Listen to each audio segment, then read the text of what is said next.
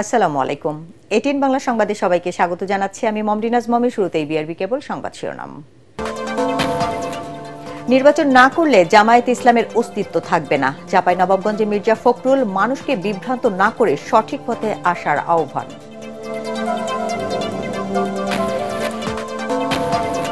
এবারের নির্বাচন বিগত 3টি ভোটের মতো হলে জাতির ভাগ্য চরম দুর্ভোগে নেমে আসবে। খুলনায় জামায়াত নেতা গোলাম পরোয়ার।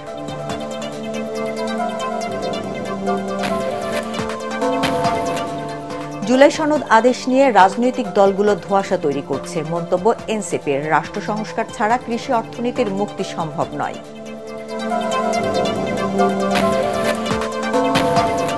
সোহরাওয়ার্দী উদ্যানে আন্তর্জাতিক খতমে নবুয়াত মহাসম্মেলনে কাদিয়ানীদের রাষ্ট্রীয়ভাবে অমুসলিম ঘোষণা সহ 6 দফা দাবি আলেম ওলামাদের।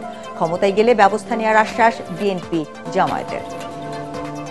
এবং হাত ভাড়া নিয়ে দ্বন্দ্বের জেরে বরিশাল বিএম কলেজের শিক্ষার্থীদের সাথে পরিবহন শ্রমিকদের সংঘর্ষ, বাস ভাঙচুর, উভয় পক্ষের অন্তত 30 জন আহত। শুনছিলেন বিআরবি কেবল সংবাদ শিরোনাম। এবার বিস্তারিত। বাংলাদেশের মানুষ জামায়াতে ইসলামকে বিশ্বাস করে না, উল্টোপাল্টা কথা বলে মানুষকে বিভ্রান্ত করা যাবে না বলে মন্তব্য করেছেন বিএনপি মহাসচিব মির্জা ফখরুল ইসলাম আলমগীর।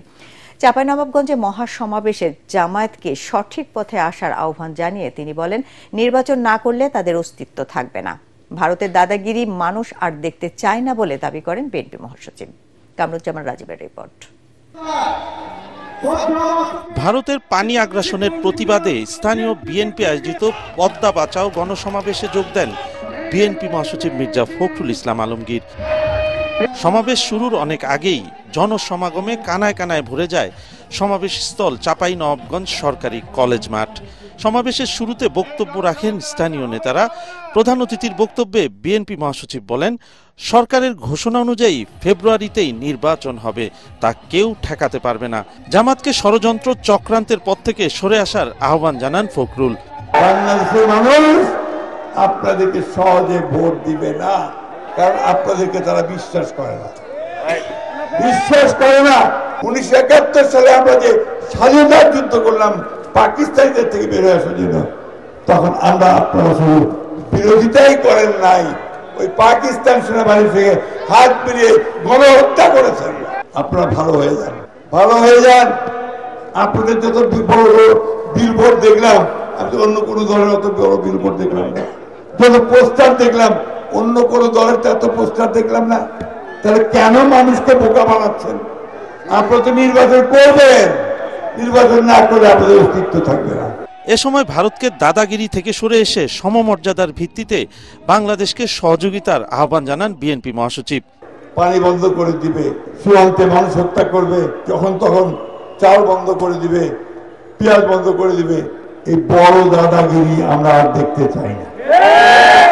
আমরা দেখতে চাই যে ভারত আমাদের সঙ্গে সত্যিকার মর্যাদার ভিত্তিতে, সমান মর্যাদার ভিত্তিতে আমাদের সঙ্গে তার সহযোগিতা করবে। অন্যথায় ভারত কখনোই বাংলাদেশের মানুষকে বন্ধু হিসাবে পাবে না। দিল্লিতে বসে ফ্যাসিস্ট শক্তির অরাজকতা রুখতে সবাইকে সৈনিকের ভূমিকা রাখার আহ্বান জানান তিনি। দিল্লিতে বসে হাসিনা বিবি সেই হুকুম দিচ্ছে, মারো, উড়াও, পুরাও, বাড়িঘর জ্বালিয়ে দাও। ওই হাসিনাকে কেন আপনারা এই দেশে ফেরত আসতে দেবেন? কামরুজ্জামান রাজীব, এটিএন বাংলা। এবারের নির্বাচন 2014, 2018 এবং 2024-এর মতো হলে জাতির ভাগ্যে চরম দুর্ভোগ নেমে আসবে বলে সতর্ক করেছেন জামায়াতে ইসলামের সেক্রেটারি জেনারেল মিয়া গোলাম পরোয়ার। খুলনায় নিজ আসনে নির্বাচনী প্রচারণায় মোটর শোভাযাত্রা শেষে তিনি কথা বলেন। এ সময় পরোয়ার আরও বলেন, অতীতে যারা কোনো বিশেষ দলের পক্ষে কাজ করেছেন সেই ওসি, এসপি, প্রধান বিচারপতি সহ সবাই পালিয়ে গেছেন। বর্তমানে যারা আছেন তাদের বিরুদ্ধেও অনিয়মের অভিযোগ হলে কেউ পালানোর পথ পাবে না বলে হুঁশিয়ারি করেন তিনি। তাই আগামী নির্বাচন স্বচ্ছ করতে প্রশাসন সহ সবাইকে নিরপেক্ষ থাকার আহ্বান জানান মিয়া গোলাম পরোয়ার। এবারের নির্বাচন যদি 14, 18, 24-এর মতো নির্বাচন হয়, জাতির ভাগ্যে দুর্ভোগ নেমে আসবে। ভোটারদের জন্য ভয় ভীতি, কারো টাকা দিয়ে প্রচন্ড চাপ সৃষ্টি করে না হয়, প্রত্যেক দল এবং প্রার্থী সমান সুযোগ দিয়ে যেন নির্বাচনী কাজ করতে পারে। একটি দলের নেতারা গণভোটের বিরুদ্ধে অবস্থান নিয়েছেন। গণভোটের রায় যারা মানবে না, জনগণ তাদের প্রত্যাখ্যান করবে বলে মন্তব্য করেছেন জাতীয় নাগরিক পার্টির সদস্য সচিব আক্তার হোসেন। রাজধানীর ফার্মগেট বাংলাদেশ কৃষি গবেষণা কাউন্সিল এর এক অনুষ্ঠানে এই কথা বলেন তিনি। এ সময় এনসিপি নেতা হান্নান মাসুদ ও সামান্তা শারমিন বলেন, রাষ্ট্র ব্যবস্থার সংস্কার করতে না পারলে কৃষি অর্থনীতির মুক্তি সম্ভব না। তরিক ইসলামের রিপোর্ট। জাতীয় অর্থনীতির নতুন শক্তি ও তরুণ কৃষি উদ্যোক্তা নিয়ে আলোচনা সভার আয়োজন করে national agricultural alliance of Bangladesh. আলোচনায় উঠে আসে বাংলাদেশের কৃষি ও কৃষকের নানান সমস্যার কথা। আমাদের কৃষি ক্ষেত্রে উদ্যোক্তা দরকার, নতুন উদ্যোক্তা দরকার। এ সময় জাতীয় নাগরিক পার্টির নেতারা বলেন, দেশে পরনির্ভরশীল রাষ্ট্র ব্যবস্থা গড়ে তোলা হয়েছিল। রাজনৈতিক পরিবর্তন ছাড়া কৃষি অর্থনীতির পরিবর্তন সম্ভব না। রাজনৈতিক দলগুলো সেই তথাকথিত চাঁদাবাজ, দুর্নীতিবাজ, দখলদারিত্ব, খুনি এবং তাদেরকে প্রার্থী তালিকায় জায়গা করে দিচ্ছে। বরঞ্চ আমরা চাই, এনসিপি চায় যে একজন যোগ্য কৃষক যিনি তার আইন প্রণয়নে ভূমিকা রাখতে চান, তাকে কিভাবে সংসদ পর্যন্ত নিয়ে আসা যায়। শেখ হাসিনার পলায়ন নিয়ে আওয়ামী লীগের সাথে গৃহযুদ্ধ লাগে নাই, কিন্তু বাস্তবিকতা যদি খাল নদী পুনরুদ্ধারের জন্য কোনো কর্মসূচি কোনো সরকার নেয়, নিশ্চিতভাবে গৃহযুদ্ধ লাগবে। আলোচনা সভায় জাতীয় নাগরিক পার্টির সদস্য সচিব আক্তার হোসেন বলেন, রাজনৈতিক দলের অন্তর্কোন্দলের কারণে জুলাই সনদ নিয়ে ধোঁয়াশার সৃষ্টি হয়েছে। জনগণের রায় মেনে নিয়ে সুষ্ঠু নির্বাচন আয়োজনে রাজনৈতিক দলের প্রতি আহ্বান জানান তিনি। 24-এর অভ্যুত্থানে ছাত্র জনতার জীবন দেওয়ার মধ্য দিয়ে জনগণ তাদের যে সার্বভৌম অভিপ্রায়ের অভিব্যক্তির প্রকাশ ঘটিয়েছে, সেটাকে ধারণ করে যে গণভোট অনুষ্ঠিত হবে, সেই গণভোটের ফলাফল বাধ্যতামূলকভাবে মানতে যারা অস্বীকৃতি জ্ঞাপন করছে, তারা প্রকারান্তরে জনরায়কে, জনগণের ম্যান্ডেটকে তারা প্রত্যাখ্যান করছে। এবং যারা জনগণের ম্যান্ডেটকে প্রত্যাখ্যান করবে, বাংলাদেশের জনগণও তাদেরকে প্রত্যাখ্যান করবে। ভবিষ্যতে পলিসি নির্ভর কৃষি অর্থনীতি গড়ে তোলার কথাও জানান বক্তারা। তরিক ইসলাম, এটিএন বাংলা, ঢাকা।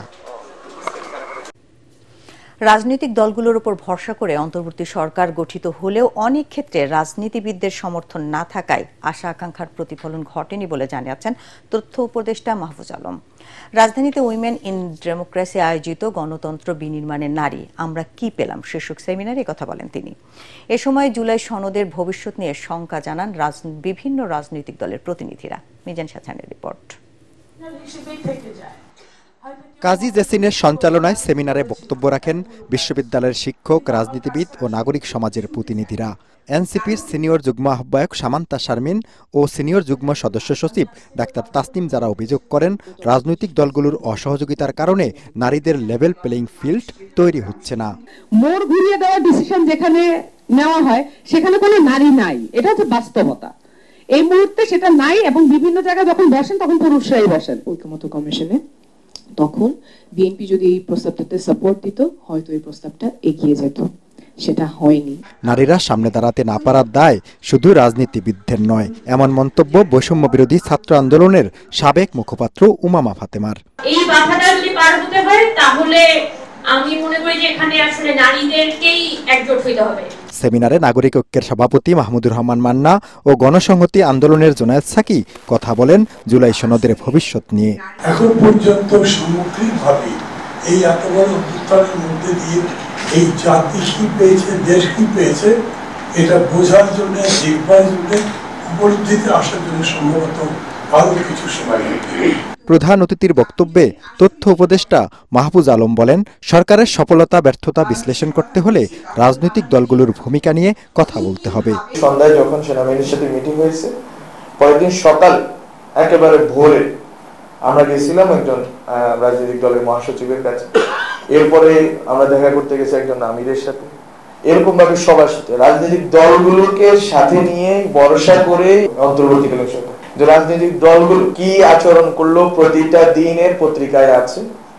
প্রতিটা, আমি কোন রাজনৈতিক বিশেষ কোন দলের কথা বলবো না, রাজনৈতিক দলগুলো যদি সমর্থন থাকতো তাহলে আমি মনে করি যে অনেকগুলো ক্রাইসিস একদিন দুই দিনের মধ্যে সমাধান করা যেত। বক্তারা বলেন, বড় দলগুলো নারীর সমান অধিকারের কথা বললেও তাদের প্রাথমিক মনোনয়ন তালিকায় দেখা যায় নারীর অংশগ্রহণ উপেক্ষিত। মিজান শাহজাহান, এটিএন বাংলা, ঢাকা। গণভোটের 4টির প্রশ্নের কোনো একটির সঙ্গে দ্বিমত থাকলে সেখানে না বলার সুযোগ কোথায়? সেই প্রশ্ন রেখেছেন বিএনপির সিনিয়র যুগ্ম মহাসচিব রুহুল কবির রিজভী। রাজধানী শ্যামলীতে বিএনপির ভারপ্রাপ্ত চেয়ারম্যান তারেক রহমানের পক্ষ থেকে অসুস্থ বেতার শিল্পী আফরোজা নিজামীকে আর্থিক সহযোগিতা করার পর রিজভী বলেন, গোঁজা মিল দিয়ে কোনো কিছু করা হলেও তার টেকসই হবে না। সাধারণ মানুষ বুঝতে পারবে সেই আলোকে গণভোটের প্রশ্নমালা করার পরামর্শ দেন রিজভী। গণহত্যার বিচার ঠেকাতে আওয়ামী লীগ দেশের নাশকতা তৈরির চেষ্টা করছে বলে মন্তব্য করেন তিনি।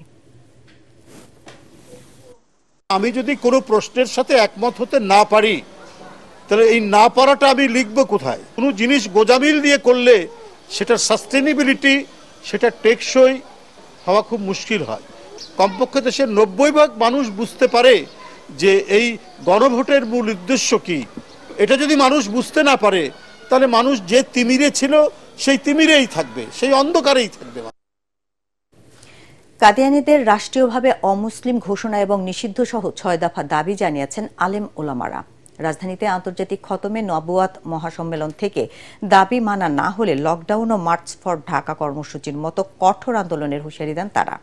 এ সময় কাদিয়ানীদের রাষ্ট্রীয়ভাবে নিষিদ্ধ করার আশ্বাস দেন রাজনৈতিক দলগুলোর নেতারা। এহসানুল গনি স্বজনের তোলা ছবিতে আরো জানাচ্ছেন ইমদাদুল্লাহ বাবু। সরকারকে বিন্দুমাত্র ছাড় দেব না। আহমদিয়া মুসলিম জামাতের বিরুদ্ধে ব্যবস্থা নেয়ার দাবিতে খতমে নবুয়াত পরিষদের আন্তর্জাতিক মহাসম্মেলনে দেশের দূর দূরান্ত থেকে ছুটে আসেন আলেম ওলামা সহ সাধারণ মানুষ। বাংলাদেশের পাশাপাশি পাকিস্তান, তুর্কি ও ভারত সহ 5টি দেশের আলেম ওলামারাও অংশ নেন এই গণজামায়াতে। লাখো মানুষের উপস্থিতিতে জনসমুদ্রে রূপ নেয় সোহরাওয়ার্দী উদ্যান ও আশপাশের এলাকা।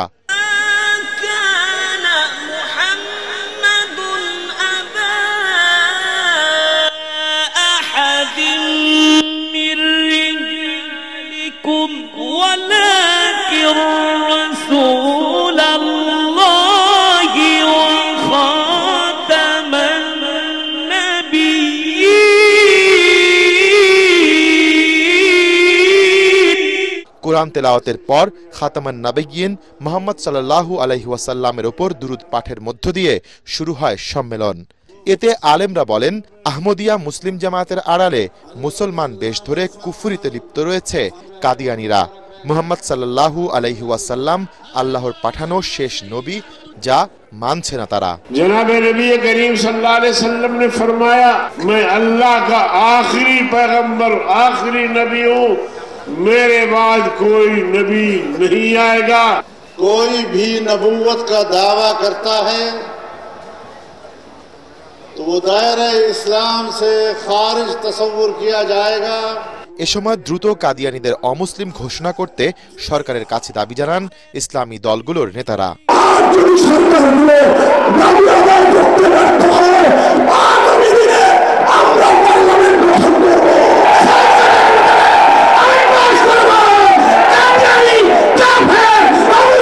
পরে কাদিয়ানীদের মসজিদকে উপাসনালয়, কাদিয়ানীদের সাথে মুসলমানদের বিবাহ না করা, মসজিদে তাদের জানাজার নামাজ না পড়া এবং মুসলিমদের কবরে দাফন না করার ব্যবস্থা সহ 6 দফা ঘোষণাপত্র পাঠ করেন আলেমরা। অনবিলম্বে উপযুক্ত ঘোষণা নির্বাহী আদেশের মাধ্যমে বাস্তবায়ন করা দাবি জানাচ্ছি। আপনাদের সাথে আপনারা যদি ক্ষমতায় যাইয়া ঘোষণা না দেন, আপনাদের বিরুদ্ধে ঘোষণা করা হবে। সমাবেশে সংহতি জানিয়ে ক্ষমতায় গেলে কাদিয়ানীদের বিরুদ্ধে আইনি ব্যবস্থা নেওয়ার আশ্বাস দেন বিএনপি ও জামায়াত নেতারা। জনগণ যদি আমাদেরকে নির্বাচিত করে, এই বাংলাদেশে আগামী দিনে অমুসলিম কাদিয়ানীরা অমুসলিম ঘোষিত হবে ইনশাআল্লাহ। সবাই যদি আপনারা সহযোগিতা করেন, একসাথে থাকেন, তাহলে আপনাদের এখানে আজকে যে সমস্ত দাবি দেওয়া আছে জাতীয় সংসদে আলাপ আলোচনার মাধ্যমে গ্রহণ করা হবে ইনশাআল্লাহ। এছাড়া কাদিয়ানীদের সাথে সব সম্পর্ক ছিন্ন করতে এবং তাদের পণ্য বর্জন করতে সমাবেশ থেকে মুসলমানদের প্রতি আহ্বান জানানো হয়। আদায় করতে হবে। ইমদাদুল্লাহ বাবু, ATN বাংলা, ঢাকা। 13 নভেম্বরের লকডাউনের সাথে জাতীয় ঈদগাহ এলাকায় আশরাফুলের 26 টুকরো মরদেহের কোনো সম্পর্ক নেই বলে দাবি পুলিশের। ত্রিভুজ প্রেমের বলি হয়েছেন রংপুরের ব্যবসায়ী আশরাফুল। বন্ধু জরেজের প্রেমিকা শামীমার সাথে যৌন সম্পর্ক করতে চাইলে রাগের মাথায় আশরাফুলকে খুন করে জরেজকে গ্রেফতারের পর এমন তথ্য দিয়েছেন ডিবি প্রধান শফিকুল ইসলাম। তবে র্যাব বলছেন প্রেমের ফাঁদে ফেলে টাকা আদায়ের টার্গেট করে আশরাফুলকে হত্যা করা হয়েছে। এদিকে আদালত 5 দিনের রিমান্ড দিয়েছে জরেজুল ও প্রেমিকা শামীমাকে। GM তসলিমার report. চলতি মাসের 13 তারিখ শেখ হাসিনার রায়ের তারিখকে কেন্দ্র করে লকডাউন সারা দেশে। সন্ধ্যায় জাতীয় ঈদগাহ ময়দানের পাশে 2টি ড্রামে 26 টুকরো মরদেহ শনাক্ত করে পথচারীরা। এই খবরে আতঙ্ক ছড়িয়ে পড়ে রাজধানীতে। প্রশ্ন ওঠে হত্যাকাণ্ডের মোটিভ নিয়ে। গোয়েন্দা সংস্থাগুলো 8-7 বেঁধে মাঠে নামে। পরে তথ্য প্রযুক্তির সহায়তা ও সিসিটিভি ফুটেজ বিশ্লেষণ শুরু করে আইনশৃঙ্খলা বাহিনী। প্রথমেই শনাক্ত করা হয় ড্রাম দুটি নিয়ে আসা সিএনজিটিকে। সাথে পরিচয় জানা যায় মৃত ব্যক্তির। আশরাফুল নামের ওই ব্যক্তি তার বন্ধুর সাথে ঢাকা এসেছিলেন। এরপরে ঘটনা শনাক্তে অভিযুক্ত জরেজ ও প্রেমিকা শামীমাকে গ্রেফতারে মাঠে নামে আইনশৃঙ্খলা বাহিনী। বিভিন্ন স্থানে অভিযান চালিয়ে শামীমাকে কুমিল্লা থেকে গ্রেফতার করে র্যাব। সংবাদ সম্মেলন করে র্যাব জানায় 10 লক্ষ টাকা হানি ট্র্যাপ করে নেয়ার চেষ্টায় ব্যর্থ হয়ে আশরাফুলকে হত্যা করে তার বন্ধু। কিন্তু রাজধানীর শনির আখড়ায় অজ্ঞান করে আশরাফুলের অশ্লীল ভিডিও ধারণ করলেও কেন ব্ল্যাকমেইলের চেষ্টা করেনি জরেজ? সে প্রশ্নের উত্তর নেই র্যাবের কাছে। তবে শামীমার দেয়া তথ্যে উঠে আসে হত্যাকাণ্ডের বর্ণনা। রংপুর হতে ঢাকায় আসার পূর্বেই জরেজ তার প্রেমিকা শামীমা আক্তার কোহিনুরকে ফোনে জানায় ভিকটিম আশরাফুলের সহিত সে যেন অন্তরঙ্গ ভিডিও ধারণ করে এবং পূর্ব পরিকল্পনা অনুযায়ী সে ভিডিও দেখিয়ে যাতে তারা 10 লক্ষ টাকা আমাদের যে আশরাফুল তার কাছ থেকে আদায় করতে পারে। পরে জরেজকে গ্রেফতার করে ডিবি জানায় ত্রিভুজ প্রেমের সম্পর্কের বলি আশরাফুল। প্রবাসী জরেজের সাথে একটি অনলাইন মাধ্যমে প্রবাসী জরেজের প্রেমিকা শামীমা আশরাফুলের সাথে অবৈধ সম্পর্কে জড়িয়ে পড়লে ক্ষুব্ধ হয়ে হত্যা করা হয় তাকে। পরিকল্পনা অনুযায়ী তারা মালটা নিয়ে আসে, মালটা জুস করে আশরাফুলকে জুসের ভিতরে ঘুমের ট্যাবলেট দিয়ে খাওয়াই দেয়। কিন্তু আশরাফুল ঘুমায় না। আশরাফুল বাসায় আসে, বাসা পরিষ্কার করার পর বারবার শামীমার সান্নিধ্যে যেতে চেষ্টা করে, যেটা জারেজুলও বাধা দেয়। জারেজুল বাধা দেওয়ার এক পর্যায়ে তাদের ভিতর তর্কাতর্কি হয়। আশরাফুল যখন চিৎকার চেঁচামেচি করে তখন শামীমা তার ওড়নাটা আশরাফুলের মুখের ভিতরে দিয়ে কস্টেপ দিয়ে মুখটা পেঁচায় দিয়ে ওরা ওই অবস্থা রাখে। কিছুক্ষণ পর দেখে যে তারা দুইজন উপলব্ধি করে যে জারেজুল আশরাফুল আর নড়াচড়া করতেছে না। তখন তারা করে দেখে যে মারা গেছে। এই ঘটনায় শাহবাগ থানায় মামলা হয়েছে। জরেজ ও শামীমাকে আদালতে পাঠানো হয়েছে। GM Taslim, ATN Bangla, Dhaka. বরিশালের শিক্ষার্থী পরিবহন শ্রমিক সংঘর্ষের জেরে 2 ঘণ্টা বন্ধ থাকার পর সেনাবাহিনীর হস্তক্ষেপে স্বাভাবিক হয়েছে বরিশাল ঢাকা মহাসড়কের যান চলাচল।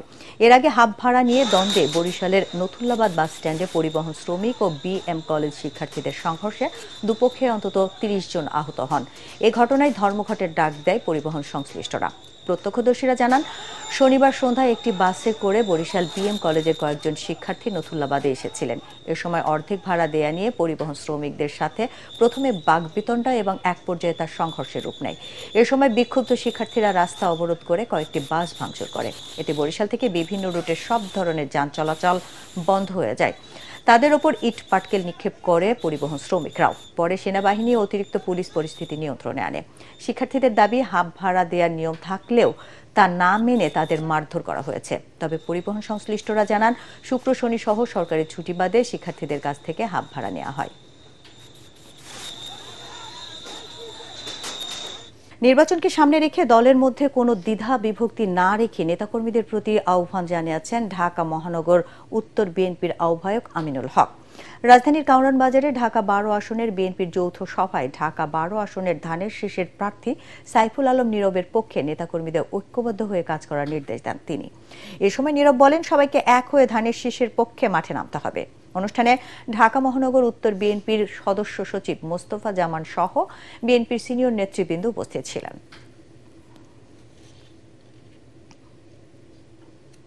এবার খেলার খবর।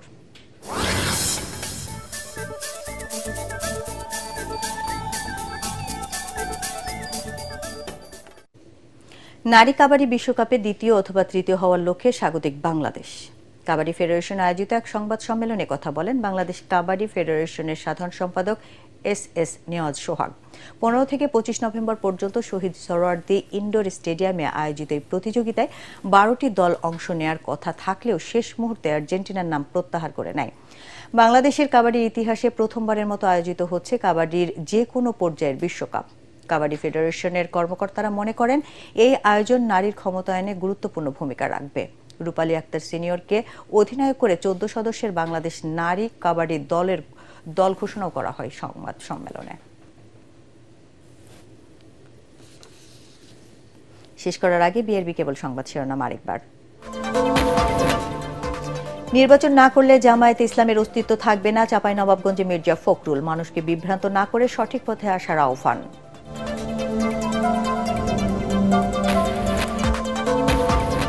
এবারের নির্বাচন বিগত 3টি ভোটের মতো হলে জাতির ভাগ্যে চরম দুর্ভোগ নেমে আসবে, খুলনায় জামায়াতের নেতা গোলাম পরোয়ার।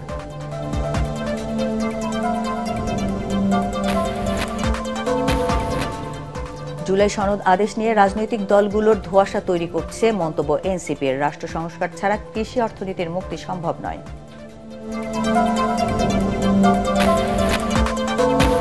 সোহরাওয়ার্দী উদ্যানে আন্তর্জাতিক খতমে নবুয়াত মহাসম্মেলনে কাদিয়ানীদের রাষ্ট্রীয়ভাবে অমুসলিম ঘোষণা সহ 6 দফা দাবি আলেম ওলামাদের। ক্ষমতায় গেলে ব্যবস্থা নেওয়ার আশ্বাস বিএনপি জামায়াতের। এবং হাব ভাড়া নিয়ে দ্বন্দ্বের জেরে বরিশাল বিএম কলেজের শিক্ষার্থীদের সাথে পরিবহন শ্রমিকদের সংঘর্ষ, বাস ভাঙচুর, উভয় পক্ষের অন্তত 30 জন আহত। দর্শক, পরবর্তী সংবাদ দেখার আমন্ত্রণ জানিয়ে এখনকার মতো শেষ করছি। 18 বাংলা সংবাদ ইউটিউবে দেখতে ব্রাউজ করুন youtube/18 বাংলা নিউজ। ধন্যবাদ সবাইকে।